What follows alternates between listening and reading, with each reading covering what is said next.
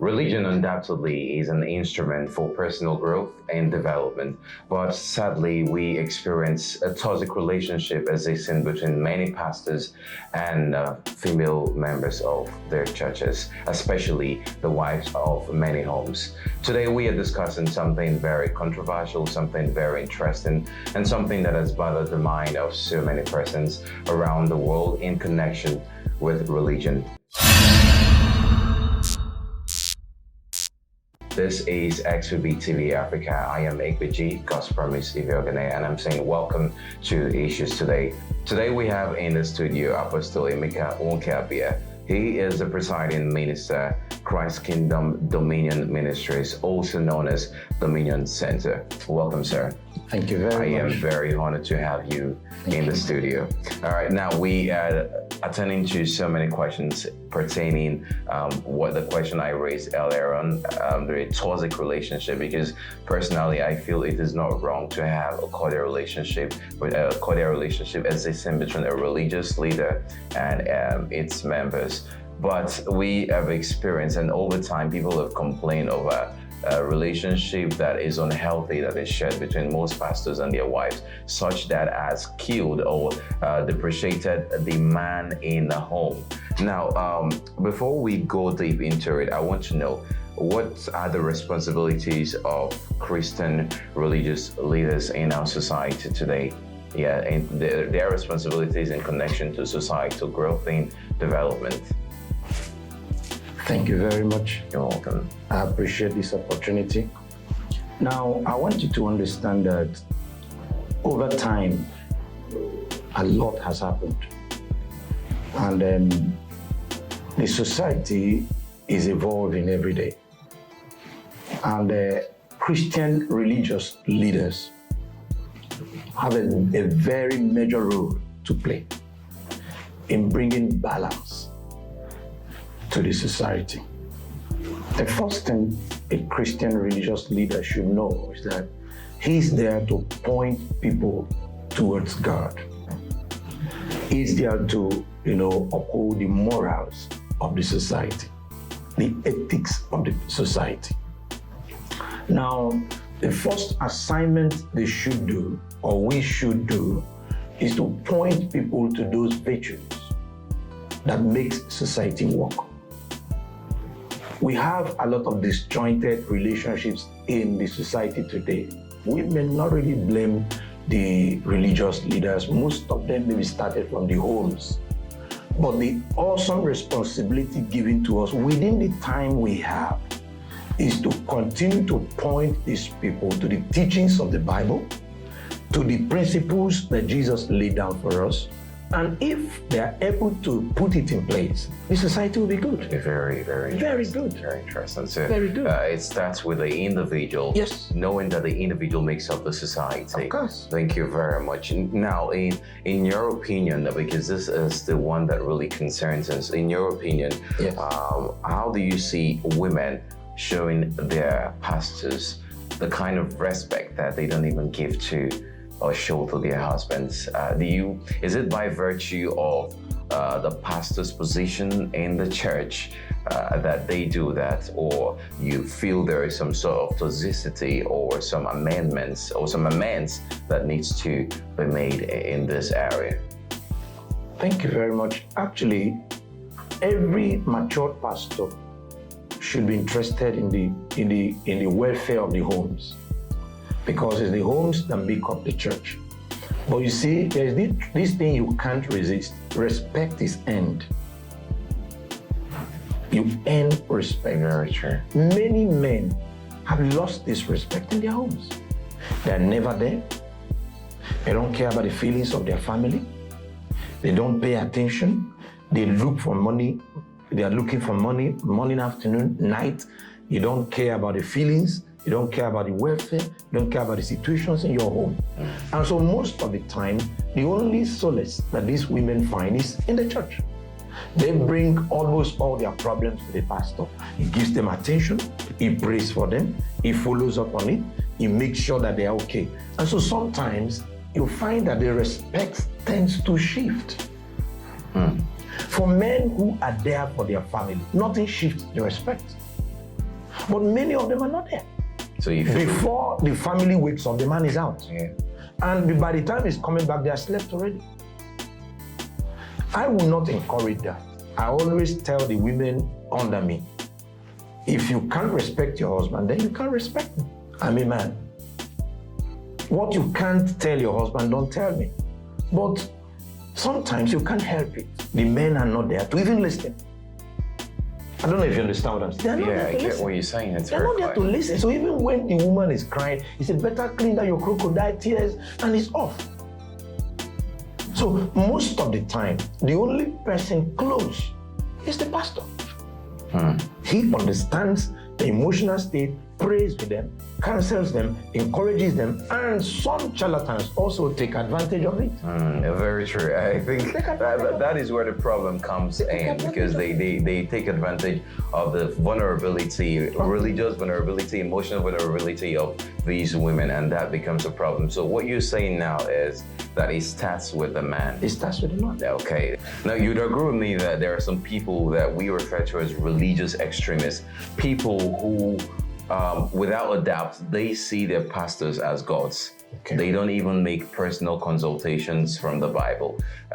Now, these people, they have this mental representation of their pastors. And I really feel personally, in my opinion, that this really doesn't just have to do with the man in the house alone.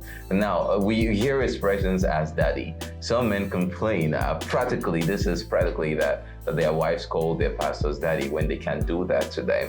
Their wives kneel before their pastors when they can't do this to them. So do you feel that outside the man, outside an irresponsible man, do you feel that the religious organization has a role to play in this attitude that is becoming so prevalent in women? Actually, that's true. The first thing I want you to realize is that sometimes you get into, there are cultures. Yeah. You get into a church system, and there's a culture existing. You can't stand up to greet this man of God. Yeah. He's this, he's that, maybe, especially those of them, most of them that are in the prophetic, the people you met, they have lifted him to a point, and you wouldn't want to be tagged disrespectful. So sometimes it's not just because they want to, but a culture has been created. You are forced to flow in it, or you are looked down on. You are talking to daddy and you are standing up. That's number one. Number two is there are different kinds of human beings, especially when it comes to temperaments. You are talking about extremism. Yeah. You agree with me that somebody who is of the sanguine temperament will go to an extreme to be extra loud, trying to hide the emotions of the environment, and may not have that same opportunity at home. I don't know if you understand. I get what you're saying. The Christian religious leaders should be able to try, through teachings, through interactions, curb some of these things. Bring it down. That's very Bring true. it down. Talk to them.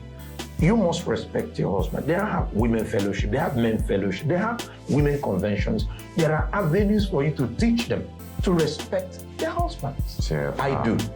And I encourage others to do. That's very beautiful. So in creating the balance, you were saying that pastors should not be self-centered in terms of this.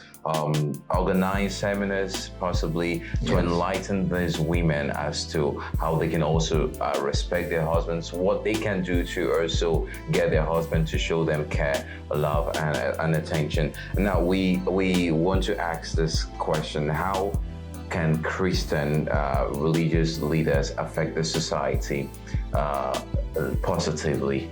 How can they play a role in affecting the society positively, making an impact in the society? Thank you. Now, the society, the Bible said that we are the salt of the society. We are the light of the society. If we, teach our people, in fact, everything basically about Christian leaders is about teaching. You don't force anybody to do anything. No, you don't. As you teach them and inculcate into them the habit of respecting the society, Now, many churches take a lot of time to pray, number one, for the society, and also let our people contribute their quota. What is your purpose in life? You must have something to contribute. Now, wherever you are doing that, do it according to the Bible. The Bible says, whatever your hand find it to do, do it as unto the Lord. Do it with all your heart. Don't look at the environment as where you just hit and run away. Your children are going to grow there. Very true. Your great-grandchildren are going to grow there. So make it a better place. Make it a better place. With truth, honor, and respect, the society will be a better place. I totally agree with you on that. Thank you very much for that pellucid explanation. Election is just around the corner. What role can religious leaders play to ensure economic development in Nigeria? Because we know presently the situation is nothing to write about. So what role does religious leader have a role to play in this? Religious leaders. Well, when you talk about religious leaders, that's broad. But Christian religious leaders now, our role is simple. The church is not partisan. We don't emphasize any party above the other one. No. But we have a duty to enlighten our people based on what we know. Look at the situation in our country and, if possible, encourage them. Tell them what to look for in the candidates they're going to choose. Choose a candidate who is, patriotic. Choose a candidate who is enlightened. Choose a candidate who is, interested in the development of the country. Study them well. And if it's possible, choose a candidate who fears God. Because the fear of God will help you to do the right things, even when nobody's looking. Yeah. Now, it's not about collecting a cup of rice or a packet of Maggi or some few onions. How long will it take you? Look at these people that are coming out in Nigeria now. We know their names. Yeah, we know their names. Look at them properly. Yeah. And who among them do you think will take this country forward? A better place. Look at their pedigrees. Look at their antecedents. Look at their nature. Look at study them, and then we encourage them. Don't say PDP. We are no more in PDP. We are no more in APC. We are no more in Labour Party. We are now in individuals that can deliver. Very true. And so when you when you tell them the right thing to do, you must not tell them vote this person. But by the time you finish your description, they would have known what to do. But if you keep quiet and say church is not involved in politics, we do. We are involved. In fact, we are coming to a point in Nigeria where the church will have either a political party or a major player in all the political parties. It's come to that.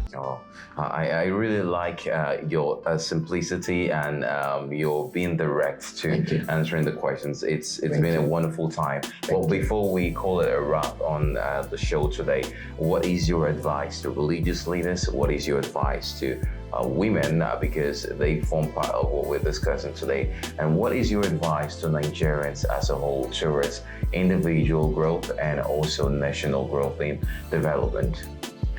Well, beginning with Christian religious leaders. Yeah.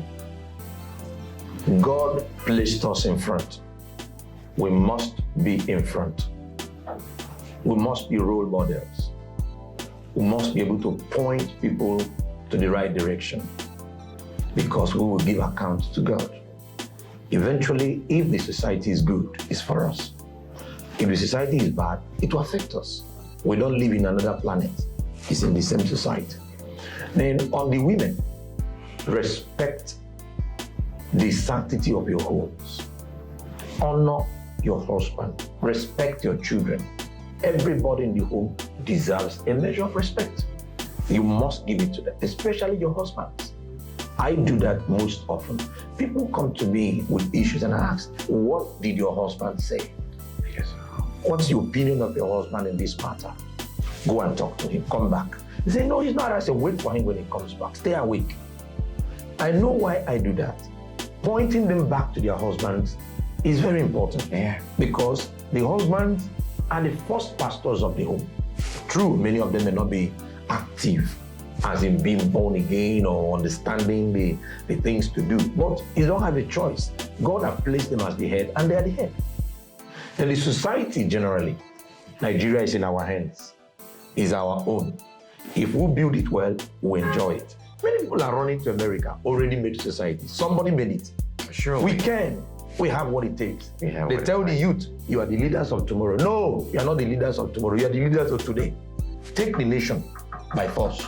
Anyhow, make sure that if the youth, we are more than the elders.